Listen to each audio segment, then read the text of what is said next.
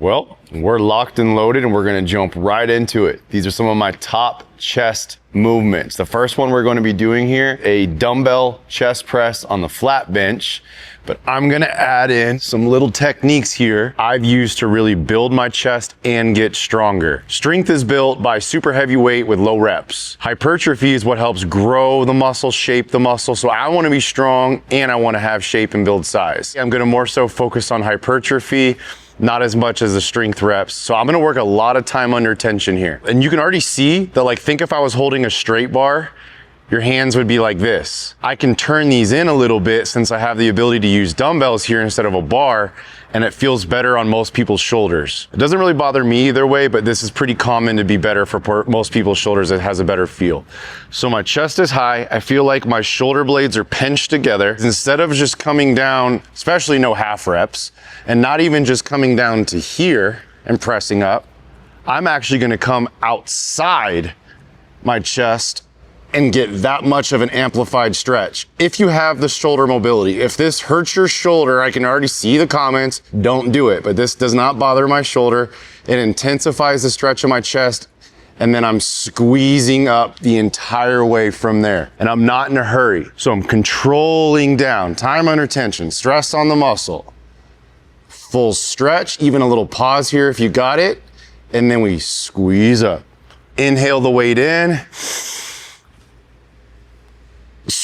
Exhale the weight up. Question I get often, where the weight should be in relation to how low or high it is on your chest. High meaning towards your chin, low meaning towards your ribs. A good reference point is your nipples. We want to press basically right from those nipples. Squeeze up. If it drifts, you'll begin to lose power, especially with dumbbells. That's where you'll see people drop them on their face, and we don't want that. And if it gets too low, you'll lose power as well. So it's like a pocket. It's usually pretty much right in line with the lower chest to the nipples. And then we want to drive and squeeze up from there, especially if you're doing like heavy barbell. Another question I get asked really often, when they come up with the weight, should you bring them together and touch? I would say as a general answer, no. Stay pretty much on a consistent plane on the way up and on the way down. If you feel that by bringing them together on the way up, you can intensify the squeeze, the contraction in your chest, then it might be worth it. So maybe if it's a little bit of an out to in, if it intensifies it for you, that's fine. Go by feel, but just don't let them drift away from each other. I talk about it a lot in my videos. I did it wrong for so long. I let my ego get the best of me, and I would use more weight than I should have been. And as a result, my form would break down and I couldn't control the weight. Instead, the weight was controlling me. Once I finally checked that ego, I had to take a few steps back and start using lighter weight that I could control. But what I realized was over time, with that perfect form and controlling the weight, I started seeing better results. I started getting stronger again because I'd hit a plateau. Like that ego lifting in the beginning, especially if you're new to working out, it's a high risk, but you will get results. It's just that then you'll end up hitting a plateau. And so I was able to break that plateau by actually being willing to take a few steps back. Using that proper form and controlling the weight, I was then able to surpass where I was at and hitting that plateau. So if your form starts to break down, check the ego, use lighter weight that you can control. And as you get stronger, the weight will get up. Then you'll start moving weight than you ever even moved before. And you will be in full control of it, controlling the weight instead of it controlling you. Movement number 2. It's a little twofer. We're gonna get a 2-for-1 here. These are if you have healthy shoulders. A fly movement on a cable, a pec deck machine or something like that. If you have bad shoulders, it's gonna be a little bit safer. I have healthy shoulders, thankfully, so I'm doing them with dumbbells. I love dumbbell flies. I have a hammer grip, and what I wanna think of is a big, wide plane and my chest staying high. And as I control the weight, I want to feel the stretch intensify in my chest. So right there is probably pretty much at the bottom of the rep for the full stretch for me. And I want to start squeezing right now. I want to squeeze the whole way up from the bottom. I don't want to wait to the top up here to squeeze. It's one continuous stretch, stretch, stretch, and one continuous squeeze all the way up. Here's that same question again. Should I bring the weights together? Well, right now, when I brought those weights together, I get almost a little break instead of the contraction being in my chest. It helps my chest relax. So for me, I'm going with no. I'm gonna get a stretch, and then I'm gonna squeeze to where they almost meet, but I keep the tension on my chest instead. You can change this up by doing this on an incline bench, even a decline bench. The same goes for the presses that we were doing. When we were doing these pauses and pressing up, we can mix this up by how we attack the chest from a different angle. Incline would attack more of the upper chest, but the full chest gets worked. Flat works the entire chest. Decline is gonna work more of that lower chest. But again, at all three angles, do not get that confused.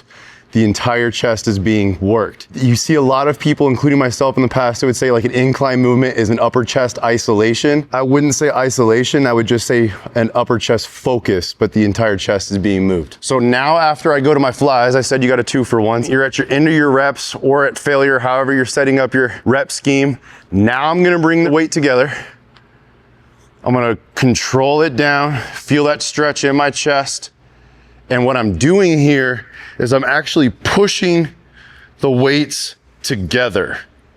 It's like if someone came up to me right now and tried to pull them apart, I'm fighting against it and pushing them together. By doing that, I'm already stimulating my chest. So by pushing the weights together, I'm already contracting the chest, and now I'm pressing up.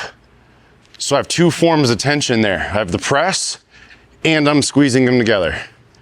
I can already see the comments of people saying these are worthless, but the feeling I get in my chest, the results I've gotten from these, I'm not gonna argue with you. You do you. If you don't wanna do these, don't do them. But I continue to do these because especially after a fly movement and then pressing these together and stimulating the chest and pumping that much blood, like that contraction I have right there is more intense for me than this one. I can feel that squeeze and that contraction continuously by keeping my chest high and pressing all the way up so much. So again, I won't argue with you. Then I could go to a safe failure here. I love programming failure sets here because if I get to that point and I can't lift this up, no biggie, we're just done and out of it. Eric just gave me a really good question. I talked about when we were doing our flies, he has been told that anything really past like your shoulder that you're gonna lose tension, but you can even see like I'm still getting a contraction here. And the reason why I was saying with the dumbbells not to bring them together is that when they press together, unless you're squeezing them together, they'll kind of like rest against each other and you lose the tension. A movement I wanna add in here, single arm pec deck fly. I wouldn't do it with a dumbbell because there's no way to stabilize. I can actually continue this contraction. This was center, past center. But don't let the shoulder roll over. If the shoulder rolls over, I don't even have tension here anymore. It's in here and kind of weirdly through there. But think of if someone right now pushed my shoulder down and I'm squeezing with my chest, contracting, contracting, contracting. A shoulder staying down, it's not popping up. I can go that far past center, and that's a crazy contraction right now. So I've been mixing these in lately. I'll do a couple sets of like 12 to 16 or something on each side. Not real heavy weight, that's not the point. The point is that control, that time under tension, and that intensified contraction without the shoulder rolling over. Another really good mental note is if you were holding like a bar in front of you, like rebar, and you're trying to bend it, the only way to bend it is for those shoulders to drop. Your shoulders can't stay high like that. So when your shoulders drop and I bend that bar, watch how much my chest comes up. That's what you're thinking. So that's your fly. Even when you have an incline angle, the shoulders are still down. We don't let the shoulders drift. It's here.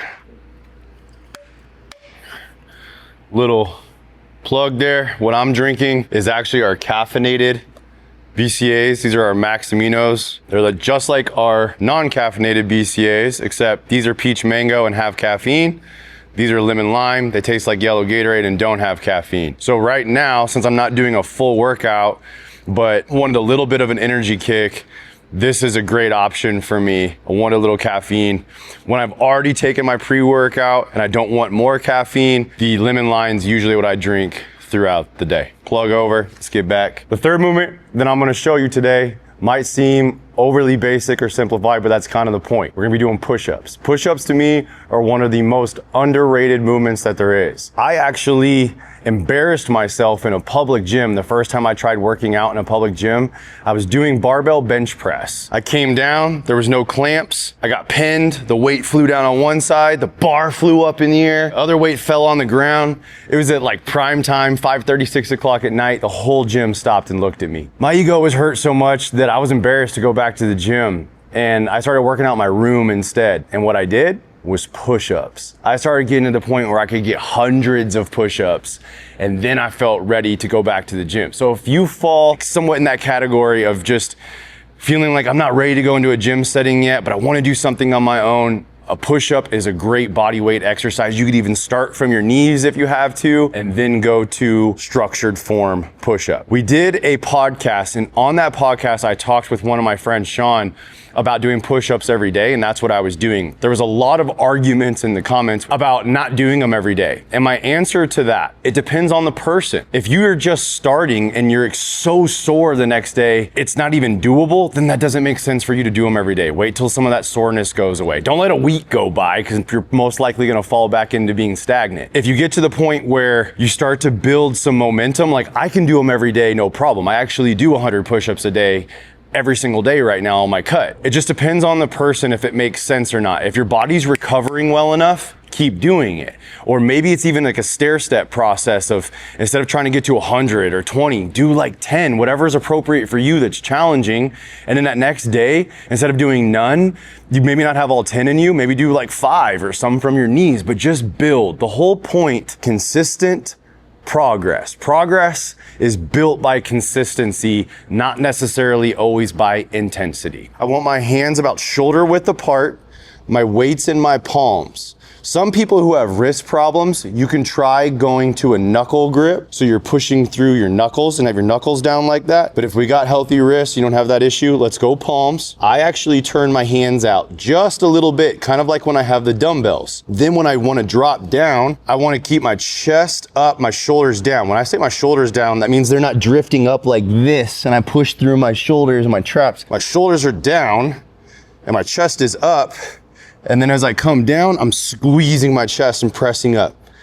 Your shoulders, your chest, your triceps, your back, your biceps are stabilizing. That's why I say this is such an underrated movement. So many muscles are being worked and you're building stamina, your core. It's just do them. That's all I'm trying to say. It's just do them. You can use these as a safe finisher, going till failure. And the slower you go, the harder they'll be. If you're going fast, it's gonna be easier. But if you slow it down, it's more difficult. And then if you get to that point, you're at failure, you can't get up from there, it's a safe failure, safe drop back to the ground. Whether you're doing the presses, the flies, or the push-ups, or any chest movement, if you feel like your triceps are dominating in the movement too much and your chest is not getting as enough of an emphasis, first form check. We want our elbows in the right place. When we're doing those presses, they're not flared out like this. Our elbows are here. You can even see, watch my chest. As I drop my elbows here, my chest comes up. And then I'm dropping into that pocket there and pressing up from there so I can squeeze from there. So first, get a form check. We actually just posted a video a couple weeks ago of some of my top tricep movements. Try doing a lot of tricep volume, or even just some intense sets to really fatigue and break down the triceps, and then go into your chest workout. Now remember, your ego is gonna take a little hit because without the help of your triceps, then more than likely you're not gonna be able to lift as much weight as you normally would with fresh triceps there to support. But what it's going to do is help put more emphasis, more workload on that chest than if the triceps are there, especially if they're dominating too much. So it's just something to try. It's not necessarily the answer for everybody. Using these as a finisher are such an amazing mental exercise as well. Almost always the mind's gonna give up before the body will. The body follows the mind. So if you even watched last week's video, at the very end, we did push-ups. I did 100 at the end, but the purpose was basically just pushing yourself past that point that your mind's like, hey, I'm done. But I knew that there was more there. Most of the guys and girls I work with, their limits they've set for themselves are actually just self-imposed. There's more there than they even realize, and that's one of the most just like rewarding things for me to see is when someone realizes there's more in them than they even knew about themselves. That's most likely you too. Do it safe, do it smart, but push yourself, because what you're capable of might just surprise you. We'll see you in the next video.